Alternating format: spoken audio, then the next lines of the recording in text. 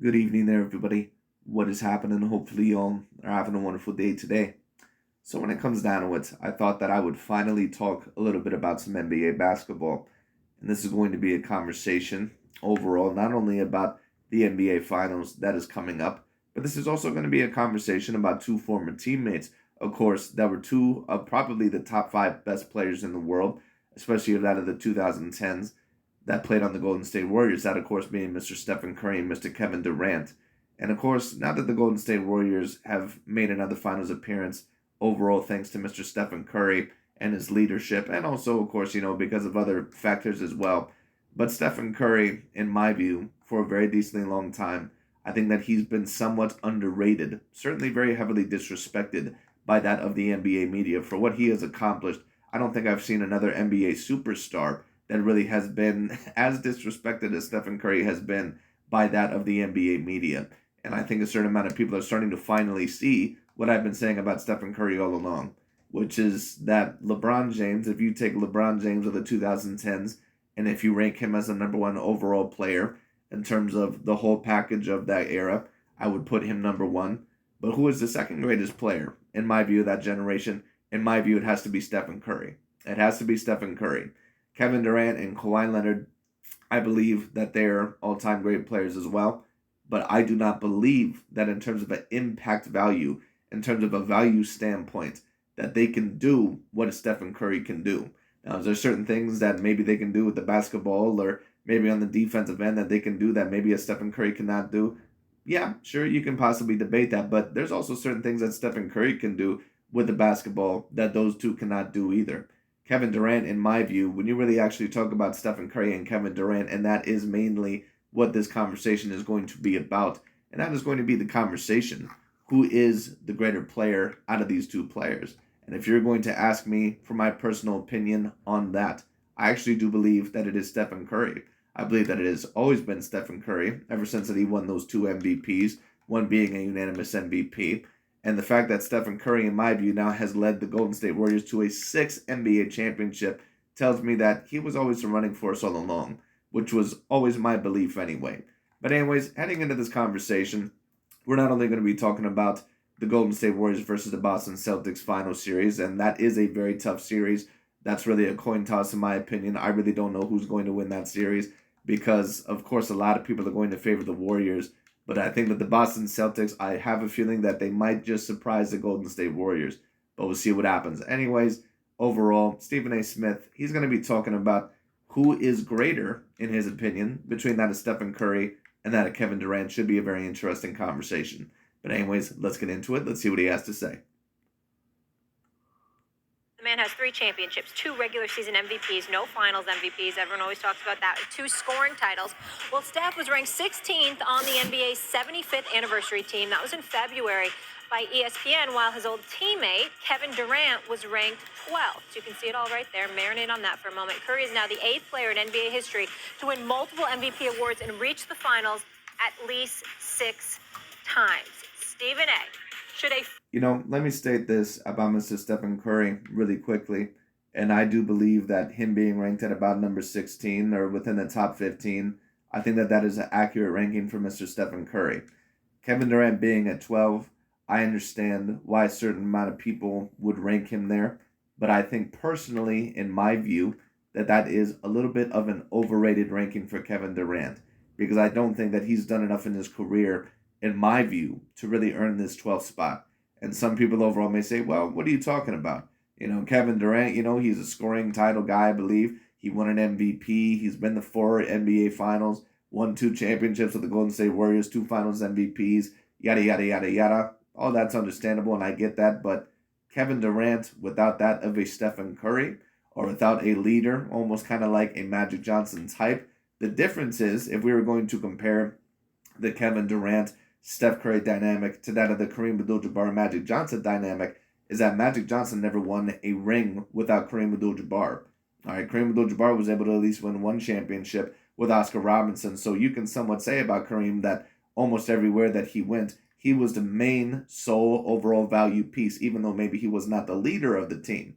That was Magic Johnson. Stephen Curry not only was the leader of the team, when it comes down to it. But at the end of the day, I think that you can debate about who actually has more ability. And a lot of people would disagree with me on that. But I don't think Stephen Curry's ability is anywhere near as limited as what a lot of people try to say that it is. I think that he's an all-time great player. I think that you cannot be a two-time MVP and overall have the type of records that you do if you're just overall strictly a shooter, or overall if you have limited ability, like what many people try to allege, or maybe they overall don't try to allege that he has limited ability. But Stephen Curry, in my opinion, his basketball ability, especially for his size, very heavily underrated in my view.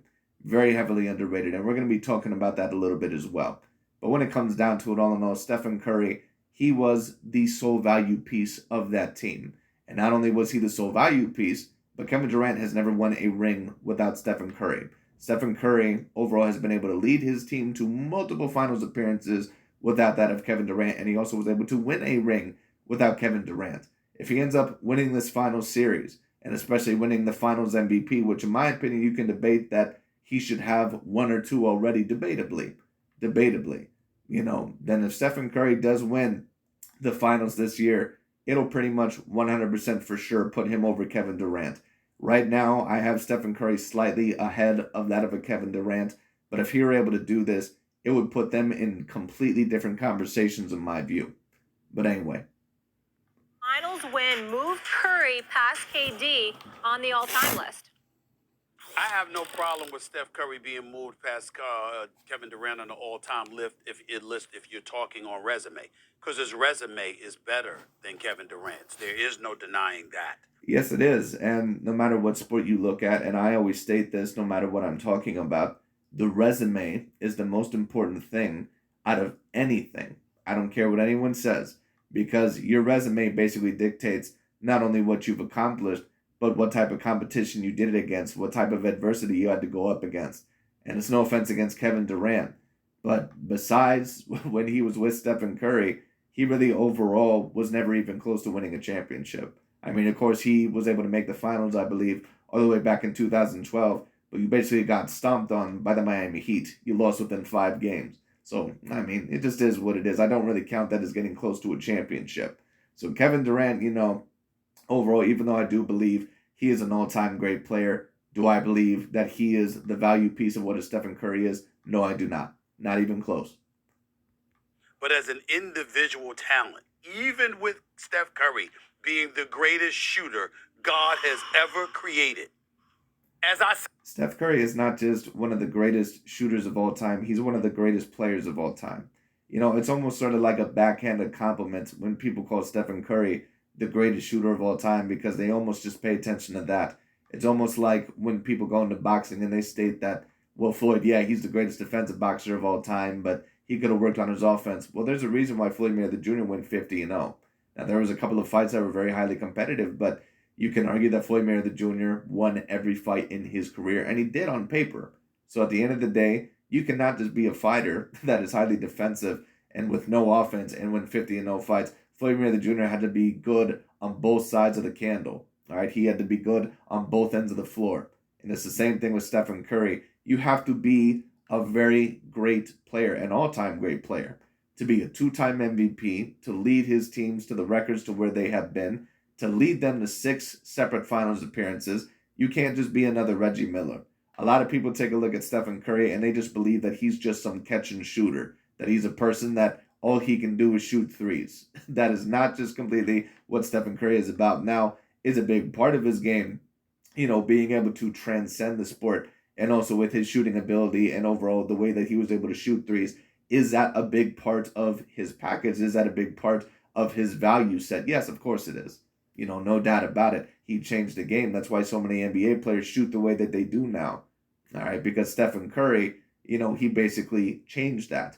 But at the end of the day, Stephen Curry has so much more ability than just his ability to shoot. Stephen Curry has excellent ball handling abilities. He's actually a very decent defender, even though a lot of people overall will not agree with that notion. I never have believed that he was a poor defender, right? Especially when you take a look at the defensive statistics. He is never within the bottom half overall of defending statistics, right? It just is what it is. He's a person all in all who actually is a very decent passer, although I wouldn't give him necessarily an A grade in the passing ability, but he is a very decent passer. Right? He is decently smart on the floor, even though at times he can have brain farts and Sometimes he doesn't always make the smartest of decisions. He is an excellent penetrator to the basket and to the rim. He is very, very fast. He has excellent conditioning. Stephen Curry is an all-around great player, all-time great player. And you're talking about a player that could not even hop like an Allen Iverson or Isaiah Thomas could for their small size. So the fact that Stephen Curry, who I believe is about 6'2", 6'3", and all in all, he's a person all in all who's been able to accomplish and lead his team to this amount of finals as much. What I'll say about Stephen Curry is this: certainly out of any other small man in history that I've seen in the NBA, whether we talk about Allen Iverson, whether we talk about Isaiah Thomas, whether we talk about, whoever it may be, Stephen Curry has to be remembered, in my view, from this point on, as the greatest small man in the NBA's history. And I really don't even think it's debatable at this point. On countdown, Kendrick Perkins, to Wilbon and Jalen Rose, who did not listen to me. This is Kevin Durant that we're talking about here. One of the most prolific scorers the game has ever. Yes, Kevin Durant, the same Kevin Durant that ended up getting swept by the Boston Celtics, didn't win one game, and put on one of the worst meltdowns that I've ever seen within the past 10 years out of any superstar player within a series. He was abysmal. Ever seen. He is 6'11" with a 7'6" wingspan. He is a career 38% shooter from three-point range, okay? And we know he hovers around 50% from the field. A career 27-point-per-game scorer. Universally recognized as one of the best players on the planet Earth, who's upped his level defensively, okay? When you look at it from that perspective, and the fact that he is a two-time champion, and he is a two-time NBA Finals MVP. By the way, he's a two-time champion and a two-time Finals MVP on the same team that Steph Curry was on, okay? And obviously he had to go to Golden State to win that championship, so I can't forget that because I called them out. No, and you know what? Let me also state this, and I've always been on this notion. Kevin Durant needed Stephen Curry more than Stephen Curry needed him. And I know a lot of people, they may not agree with that statement, but those are just the facts of the matter. They're just the facts. It is what it is. If Kevin Durant did not join the Golden State Warriors, he never probably makes another finals appearance, other than that of the OKC, run that they had all the way back in 2012. If he does not go to Golden State, he probably never makes another finals appearance. It just is what it is. But of course, one certainly could argue that without Kevin Durant, that who knows, maybe the Golden State Warriors, that they would have not made another appearance. But who the hell knows? Point being is this: they both needed each other. Because the Golden State Warriors, in my view, they were not going to beat that of the Cleveland Cavaliers after they pretty much had that mental breakdown overall in the 2016 NBA Finals where they choked away that lead. So they needed someone to offset LeBron James and offset the Cleveland Cavaliers. They needed to change things up. And Kevin Durant needed to change because he just needed to win something in the first place. Because he was never going to win it with that idiot Russell Westbrook, as a lot of people call him, Russell Westbrick, when it comes down to it. And overall, he was never going to win there. They just did not play smart basketball. So Kevin Durant, he did have to go with the Golden State Warriors, and they fit very, very well. But never forget, Stephen Curry was the main reason. He was the main value piece of that team. Because at the time, I thought it was the weakest move I'd ever seen by a superstar. I said it and I meant it. But I can't take away from the fact that despite that, his greatness is his greatness. We all know that as a player. And so when I look at it from that... there's a lot of people over on the NBA media that also said that it was a weak move. I never agreed with that. And I never said that overall for a certain amount of other guys either. LeBron James, he teamed up on Miami. Now, of course, certain people may say, well, they never won a championship. Well, the Golden State Warriors, they lost the championship to LeBron James. So obviously they needed a change. It is what it is. They needed a change. They were not going to beat the Cleveland Cavaliers after that mental breakdown. And on top of that, LeBron James, he always adds more talent per year anyway. So the Golden State Warriors, they needed a change. The Kevin Durant move was a perfect move. It was the perfect move for Steph. It was the perfect move for Kevin. It was the perfect move for the Golden State Warriors. It was the perfect move overall for pretty much almost everyone involved. So it just is what it is. So no, I don't think it's a weak move at all. But, perspective as an individual talent. But a big part of the reason why so many people were pissed off that Kevin Durant joined that team is because LeBron James is so protected by the media. And I'm not calling Stephen A. Smith a LeBron James fan here because he's actually been one of the few that gets after LeBron James here and there. But at the end of the day, the reason why so much of the media was pissed off that Kevin Durant joined that team, and they were like, "Oh, well, he's a snake and all that," but all that pretty much was a bunch of booty hurt, LeBron James fans, because they knew all in all that once Kevin Durant joined that team, there really was going to be no chance that LeBron James was going to get another championship within the next, 3 to 4 years, however long Kevin Durant stayed on that team. It is hard for me. Resume is no problem. Kevin Durant's resume does not compare to Steph Curry's. His decision-making about who his teammates should be, that's definitely in Steph Curry's favor. But as an individual solo talent, I can't put Steph Curry ahead of Kevin Durant. I can't do it. Well, in my opinion, Stephen A., actually, they're a little bit closer than what a lot of people overall would like to admit. And in my view, you actually could debate about who is the better overall individual player. Because if we just take a look overall at what they do better, what does Kevin Durant really do better than Stephen Curry? If we just take a look at all the all the abilities, is he really that much of a greater defender than Stephen Curry? In my view, there's actually been times where Stephen Curry has been a better defender than that of Kevin Durant. And once again, a lot of people are not going to agree with that notion, because the NBA media, they have you believe that Stephen Curry, for whatever reason, that he's just this horrible defender and that he's this liability on defense. You do not win 3 separate championships, and you do not overall finish in the defensive statistics that you do all in all, and you do not win 2 MVPs if you're just usually a complete liability on defense, and if you're the winner of what a Stephen Curry is. No, he has never been a liability on defense. Now, is that me saying that he is the Gary Payton of this era? No, not necessarily. But at the end of the day, when we take a look at abilities, if we take a look at mid-range shooting, maybe I'd give that to Kevin Durant. Long-range shooting, I'd give to Stephen Curry. If you're talking about in terms of the clutch, in my view, they're about on the same level, but you may even be able to give that slightly to Stephen Curry. Now, if you're talking about making the last shot, it may go to Kevin Durant, but if you're just talking about taking over a game, I'd probably give it to Stephen Curry. I mean, take a look at Kevin Durant against the Boston Celtics this year. He was abysmal. It is what it is. All right, so it's just whatever. If you're talking about all in all passing, all in all, but of course, if you may not want to compare that because Kevin Durant is bigger, but you'd have to give that to Stephen Curry. All in all, in terms of ability, what I'll just say is this. I believe that they're somewhat very decently close for their positions. It's nowhere near as far apart as what a lot of people would say. Because if you truly ask what Kevin Durant beats Stephen Curry, and you're actually going to get a certain amount of people that draw blanks overall, or you're going to get a certain amount of people that don't know anything about basketball. But anyway. Well, I can, and I did. On my list, I had Steph Curry number 12 above Kevin Durant. Matter of fact, I think I had him 11, knocking at the door of top 10. Let me tell you something about the greatest shooter that God has ever created. Not only is he the greatest shooter that God has ever created, Stephen A., I think we sit up here and don't give him enough credit for being one of the most skilled guys to ever touch the basketball. Thank you, sir. I agree with you, KP. I agree with you, Kendrick Perkins. And finally, all in all, he has talked well on Stephen Curry. And I'm not necessarily sure why that is. Kendrick Perkins, as we know, he usually tends to be a plant for that of Russell Westbrook and LeBron James within the NBA media. Is it possible that maybe, he's doing this to uplift Stephen Curry's legacy, maybe so he can uplift LeBron's? Maybe. Who the hell knows? But I agree at this point there. Stephen Curry is not just one of the greatest shooters of all time. He's one of the greatest players of all time. He is overall one of the greatest all-around players of all time.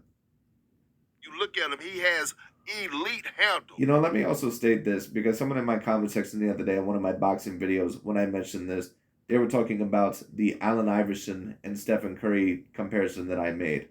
And I believe, all in all, it seemed like a guy that was in Allen Iverson's favor. And he basically said, well, if you're going to make that comparison, you have to try to compare the teams that they were on and basically state, all in all, what you think they would have done, and that's how you compare it. Well, we can't always necessarily compare it like that. I understand what you're trying to say, but basically, with you telling me that, what that basically means that I believe that you're telling me, at least, is that you want Allen Iverson to be that above that of a Stephen Curry. And there's always certain people, all in all, that play that game to where they say, oh well, when it comes to certain people, they didn't have the help of this guy, they didn't have the help of this guy. Well, even if you want to make that argument, we can take a look necessarily at LeBron James, and I don't know if you want to take a look at someone else. I don't know, but if we were going to make a comparison, we can take a look at Steve Nash, for example, versus that, let's say, of a, if I were going to make a comparison, we can take a look at a Steve Nash versus an Isaiah Thomas. And we can sit here and say, oh, well, you know what, Steve Nash, he has 2 MVPs. Isaiah Thomas has no MVPs. Yes, but Isaiah Thomas at the end of the day has 2 NBA championships.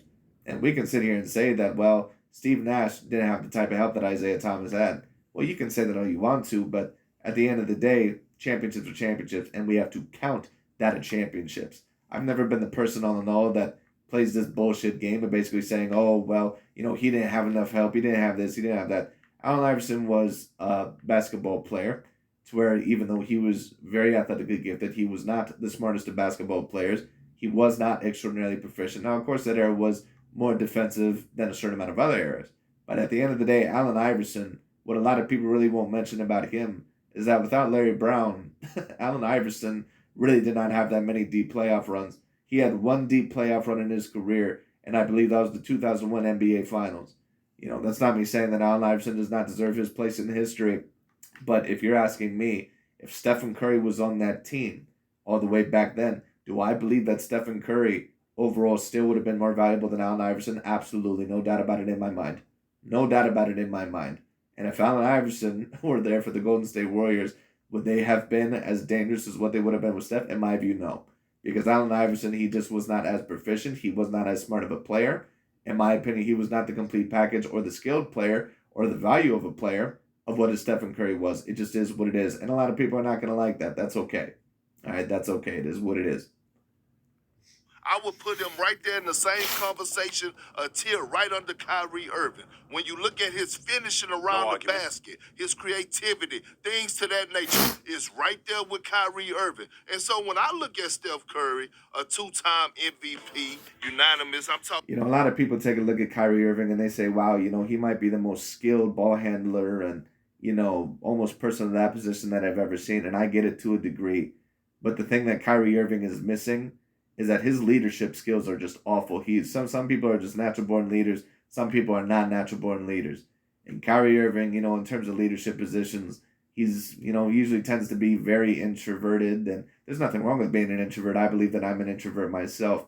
But if you're going to be a leader of a team, you have to know how to, communicate very well. He has very horrible communication skills, I believe, with his teammates.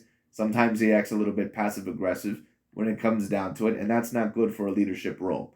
So Kyrie Irving and Kevin Durant, 2 people that they're not natural-born leaders, I really don't see how the hell they're going to win a championship. It just is what it is. Don't get me wrong, that's not me saying that it can't happen. They're extraordinarily skilled. But there's a reason why they ended up getting knocked out the way that they did in the first round. By blowing the votes out the water. When I look at a guy like that, a generational talent who has changed the game of basketball forever, who made it okay for guys like Trae Young to take over a Hawks franchise and come in and be the best version of himself at 6'2". But here's the thing. Let me throw something out there at you, Stephen A. When it comes down to guys winning multiple MVPs, multiple scoring titles, multiple championships, all under their resume, is 4 guys in NBA history that names come to mind that's in the record book. Steph Curry, Michael Jordan, Kareem Abdul-Jabbar, and Wilt Chamberlain. Let me say something else to you. Steph Curry is the most efficient 20-point-per-game scorer in NBA history. That includes centers and all. The most efficient. And then you want to know something else that we just talk about his shooting? Let's talk about what he does inside the three-point line. Do you know over his career, Steph Curry has a higher field goal percentage than Karl Malone, who's a power forward, who did a lot of pick and popping, pick and rolling, dunks and paint touches. Do you know how hard that is? I'm not surprised at all. You're talking to the wrong guy when you bring up Karl Malone. I respect Karl Malone profoundly, but that's a bad example. I'm not done. Okay, well, I'll give you a better example. Do you know that Steph Curry has a career, he has a career, his field goal percentage is higher, his 2-point field goal percentage is higher than Akeem Olajuwon for his career? Did you know that? Well, I would have to see overall that. Listen, I don't truly believe that Stephen Curry was a better post player or necessarily better on the inside than that of Akeem Olajuwon. I've seen Akeem Olajuwon at least in certain film studies, and Akeem Olajuwon was up there with anyone in terms of post play. But listen, I understand Kendrick Perkins' point in terms of getting on the inside. Once again, a lot of people, they just want to state that Stephen Curry is an all-time great shooter. No, he's not just an all-time great shooter. He's proficient almost in any area of the basketball court, and that's what makes him so dangerous. Once again, there's a difference between that of a Reggie Miller and a Stephen Curry. Stephen Curry can almost do anything that he wants to on the basketball court. Reggie Miller was a little bit more of a catch and shooter. Not saying that he couldn't create his own shot, but he was a little bit more limited than that of his. Actually, not even just a little bit more. He was a lot more limited than that of a Stephen Curry. I mean, not even Ray Allen is really what a Stephen Curry was, or is. Excuse me. Did you know that? I did not. Okay, I did not know that, but I'm not. Okay, I'm not surprised. Why is you not surprised, Stephen? Hey, listen, for a point guard or / combo guard. But once again, what I'll say about Stephen Curry is this: for him to be that size and someone that is not extraordinarily athletic, someone that, once again, for those of you that got the pleasure to watch Allen Iverson or Isaiah Thomas play, for those of you that may be that old, or for those of you all in all that maybe have watched highlights or film studies, those guys overall could really, really bounce. Stephen Curry is not even a guy like that. He's not a Derrick Rose. He's not a Russell Westbrook. He's not any of those guys that can jump out of the gym. His is mainly purely rhythm, skill, and basketball IQ. And that's not me saying that he's the smartest player that I've ever seen, because Steph does make some dumb mistakes here and there, but at the end of the day, he's smart enough to get by. Certainly win a multitude of championships. So Stephen Curry, like I said, he certainly is a very special player. And I think it's about time that the NBA media has given him the respect that he fully has deserved. Have a higher percentage than a power forward in the center is beyond crazy. Like, we're talking about guys who get paint touches on the regular. We're talking about guys who are dunking the basketball in the paint. Right here, little 5 or 6 footers. And they're 7 feet tall. We're talking about a guy that is 6'2" at the point guard position who has a higher field goal percentage. So with that being said, he's already above Kevin Durant. Let me respond to that, because first of all, I agree with you, Kendrick. I think that you made some very, very decent points. I think that Stephen Curry, I believe that he is above Kevin Durant. I think that he's always been above Kevin Durant ever since he won those 2 MVPs. And to be honest with you, even with just his finals appearance, Kevin Durant now has to be out of the Stephen Curry conversation. He's just not within that conversation. I understand that Kevin Durant won those 2 finals MVPs, but you were pretty much second fiddle. Let me say, I'm being dead serious here. Let me say this. I appreciate that knowledge that you just dropped. I truly, truly do. I'm not throwing no shade on what you're saying. Thanks for watching ESPN on YouTube. For live streaming, sports, and premium content. But anyways, that appears to be it for this conversation, at least for this short little snippet. I would make the video longer, but I don't necessarily know overall, where else it could be. That's pretty much about it for this video. I'm going to be very excited to see this NBA Finals series, and we'll see how it ends up happening. But anyways, that's really about it for today. Thank you so much for watching, and I'll talk to you all later.